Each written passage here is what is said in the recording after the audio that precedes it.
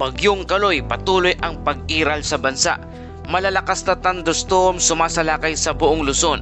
Posibleng bigla ang pagbaha habang matinding init na umakyat sa 45 degree Celsius. Magandang araw Pilipinas, ito ang Pilipinas Weather ngayon. Narito natin update sa panahon. Kung bago ka lang sa ating channel, please like, share, and subscribe para lagi kang updated sa panahon. Salamat sa iyong suporta. Mga kababayan, ngayong araw ng Miyerkules, May 13, 2026 na po tayo. Narito na ating update sa panahon. Sa oras na ito, nakakaranas ng katamtaman hanggang sa minsan malalakas na pag-ulan, pagkulog at pagkidlat ang ilang bahagi ng Northern Luzon at Central Luzon dulot ng localized thunderstorm. Ayon sa monitoring, posibleng tumagal ang mga thunderstorm na ito ng 30 minuto hanggang 2 oras at maaring makaapekto pa sa mga karatig lugar. Kabilang ang mga apektadong lugar ngayong araw ay sa Benguet, kabilang ang Atok, Bukod, Kabayan at Tublay, Ifugao, kabilang ang Mayuyaw, Aguinaldo at Alfonso Lista, Tarlac, partikular sa Concepcion, Pampanga, kabilang ang Magalang, Arayat, Mexico, Santa Ana at Candaba, Nueva Ecija, kabilang ang General Tino, Cabaldon, Lawar, Gapan at iba pa. Rizal, kabilang ang Tanay at Antipolo at Bulacan, partikular sa San Miguel. Samantala, inaasahan ding makararanas ng kaparehong kondisyon sa loob ng susunod na 1 hanggang 2 oras ang La Union, Baguio City, Ifugao, Ilocos Sur, Pangasinan, Zambales, General Nakar ng Quezon. Nagbabala ang pag-asa sa posibilidad ng biglang pagbaha at pagguho ng lupa, lalo na sa mga flood-prone areas at mountainous areas. Kung makarinig kayo ng malalakas na pagkulog at makakita ng matinding pagkidlat, iwasan muna ang paglabas at huwag sumilong sa ilalim ng puno. I-unplug ang appliances kung kinakailangan. Maghanda sakaling magkaroon ng pagbaha sa inyong mga lugar. Patuloy na minomonitor ng pag-asa ang low pressure area o LPA sa loob ng ating Philippine Area of Responsibility o PAR. Ang LPA 05B o dating Bagyong Kaloy ay huling namataan sa layong 490 km silangan ng Katarman, Northern Samar.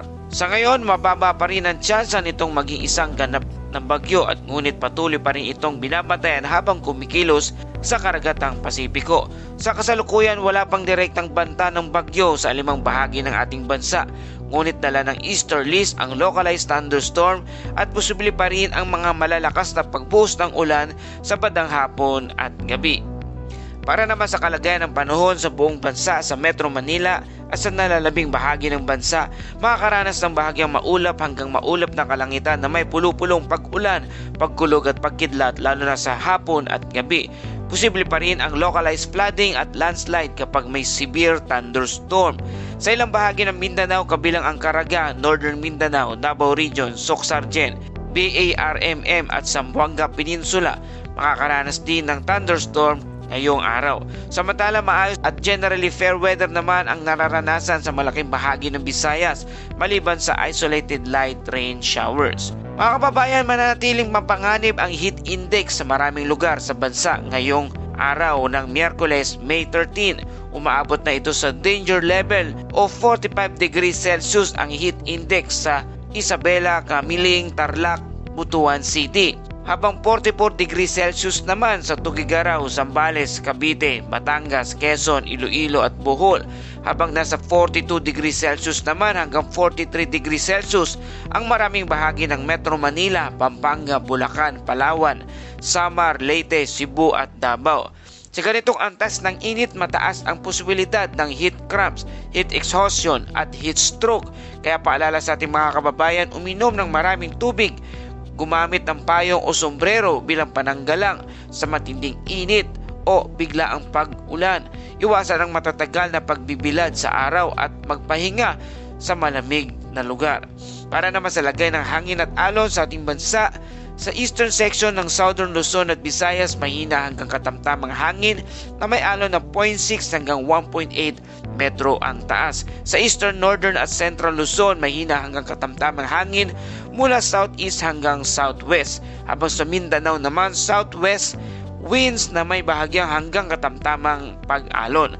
Paalala sa ating mga kababayan na gumagamit ng maliliit na sasakyang pandagat, mag-ingat sa paglalayag lalo na kapag mayroong thunderstorm sa inyong lugar. At dumako naman tayo sa ating Bible verse of the day mula sa Psalms 121 verse 7. The Lord will keep you from all harm. He will watch over your life. Mga kababayan, sa panahon ng unos, init at pagsubok, lagi nating tandaan na may Diyos na nagbabantay sa atin. Habang patuloy nating minomonitor ang lagay ng panahon, higit nating panghawakan ang pananampalataya at pag-iingat sa araw-araw ng ating Panginoong Hesus. Patuloy tayong manalig sa Kanyang kapangyarihan at magagawa sa ating buhay. At yan po ating update sa panahon sa araw na ito. Salamat sa iyong patuloy na pagtutok at pagtangkilik dito sa ating channel. Kung nagustuhan nyo ang balitang ito, please like, share, and subscribe para lagi kayong updated sa panahon. Salamat sa iyong patuloy na suporta.